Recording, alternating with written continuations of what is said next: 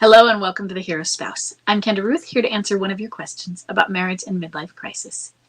Today we have an anonymous female left behind and forward-moving spouse with a bomb drop of December 24th, 2021 and a date of marriage of 2014. She has an at-home MLCer who is a low-energy wallower. She says, I wrote in before when my husband decided to separate after a turbulent holiday. He came back after 2 weeks, saying it was stupid of him, but things are still rough. His job loss in February led to a huge drop in self-esteem. And he seems to have transferred his obsession with the limerent object to an obsession with politics, causing a lot of tension. We're on opposing sides.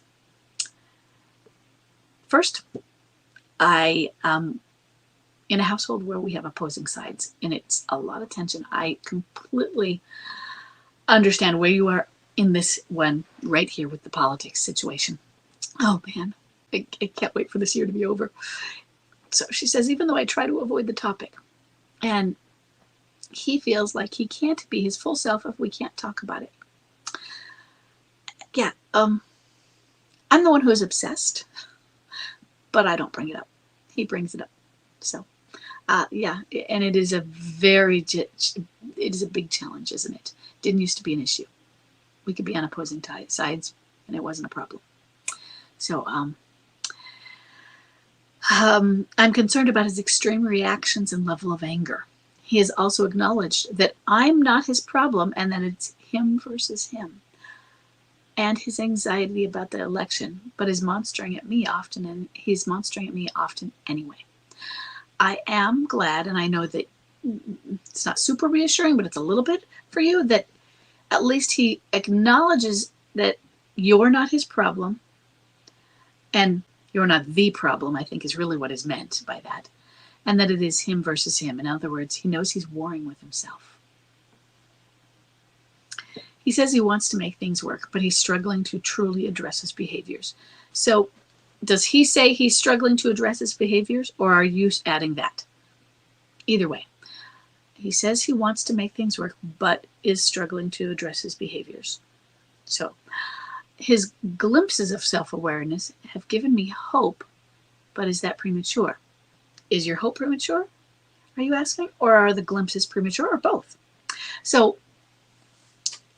bomb drop was December of 2021.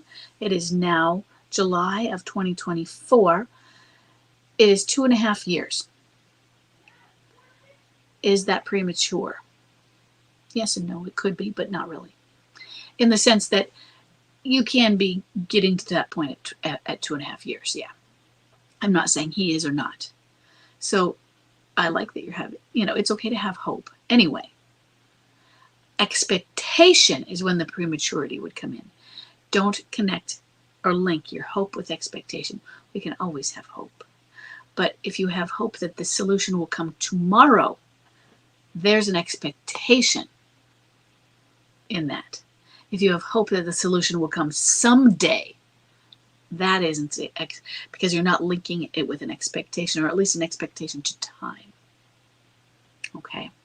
So she goes on, I've also been working on detachment, but that sends him into even more of a spiral. How can I protect myself without causing more damage? So one of the concerns is, this is why people are afraid of detachment. We detach, and to the MLCer, especially an at-home MLCer who isn't leaving, who left for 2 weeks in this situation and says that was dumb of him, he regretted it, he doesn't really want to leave. You are his safe place. You are his security. And he's afraid. He's afraid to leave you. He knows that he's secure. He knows he has a good thing. He knows he's safe.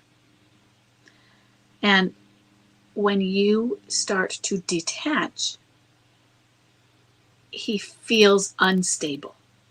Why? Because detachment is stability, right? Why would he feel unstable? Because detachment is you extricating yourself a little bit more from him, but it's extricating yourself from the emotional upheavals, but it is having your own emotions.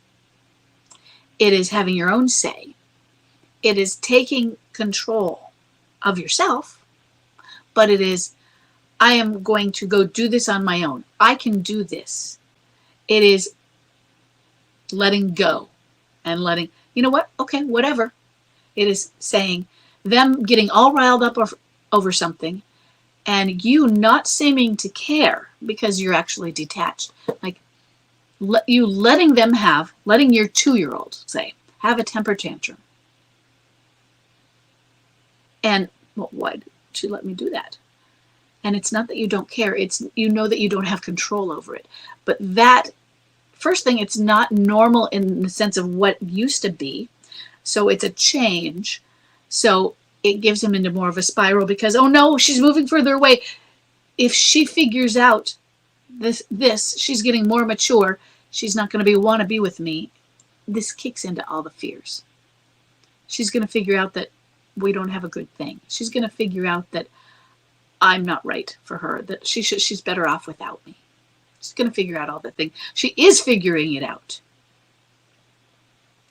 And I don't want you to take his fear that is causing him to send him into even more of a spiral. That you detach, so he tries to grab onto you. No, get closer to me. You can't leave. You can't go away from me emotionally.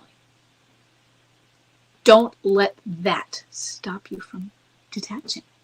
Reassure him, honey, I'm still here. I'm becoming stable. I'm becoming mentally stable. I'm becoming a stronger anchor for you. This is making it so that I am more able to stay within our relationship. How can you protect yourself without causing more damage? One of the ways you do is by continuing the detachment. And there are times where you have to get away. And by get away, I mean like go for a walk. There are times, how can you protect yourself? How can you protect your emotions? Because are you feeling the urge to cycle back emotionally with him? Are you getting yourself riled up? Is this causing you the anxiety, which is an attachment? Is it causing you more stress, which is an attachment? Are you having trouble calming down? Is it causing you fight or flight up here? Feeling like things are, I'm in an emergency response system. That's fight or flight. And then you're attaching yourself back to him. And what do you do to work on that detachment? That's why detachment is so important. It brings your response, or it stops you from reacting and brings it to a response instead. It helps you be calm. And when we are calm, we can help others become calm. Sometimes just by example. Sometimes those others that are really anxious are like, they should be anxious too. Why isn't she responding? Why isn't she responding? But we still are, you know what? I'm sorry you feel that way. It's anxiety sometimes wants you to be anxious because you don't seem to care as much. And I say that as the spouse of somebody with an anxiety disorder. When I get calm, sometimes he wants me jumping through hoops because it seems like I don't care. But it's almost a reaction. My calming down is almost a reaction, even though it's a response. I automatically become more calm when he goes up. And I can see it in him. Oh, you're not doing anything. You're not doing anything. You're not doing anything. But I have to get calm so that I am capable of acting, of responding. And that's what I want you to work on. Because I don't want you to be activated in your amygdala. That is going to cause you all sorts of additional stress and body problems. And so you do all of the things that you do for detachment, mindfulness. Go out for a run, walk in nature, art, all of the different mindful things. Even social things, going out with friends, things that, what can you do for escape for a while? The journaling. You know, these are silly. If you think, if you've tried them, they aren't magic cures. Are you seeing a counselor? I love hypnotherapy. I do meditations even while I sleep. I have a meditation mask with earbuds and a sleep mask, and I listen to a meditation that is just binaural beats without music when I sleep to help me sleep. And then I have a morning meditation that wakes me up. It's kind of like an alarm. And so Maybe you could put in a little meditation when you go to sleep that is a verbal with words, calming, and then a morning one to wake you up. Those are things that might not help you. They help me. So those are just some different ideas. What are things that can help you? I love hypnotherapy. Some people who are not the introvert that I am do social things or take a class. I want you to protect yourself from this, but mindfulness, in my experience, is one of the best ways for protecting, because I want you to be able to be calm. Okay? He is going to be activated, and he's scared when you detach. He's scared. So the other thing to do is to reassure him. He wants so much. His anxiety is being activated by your detachment.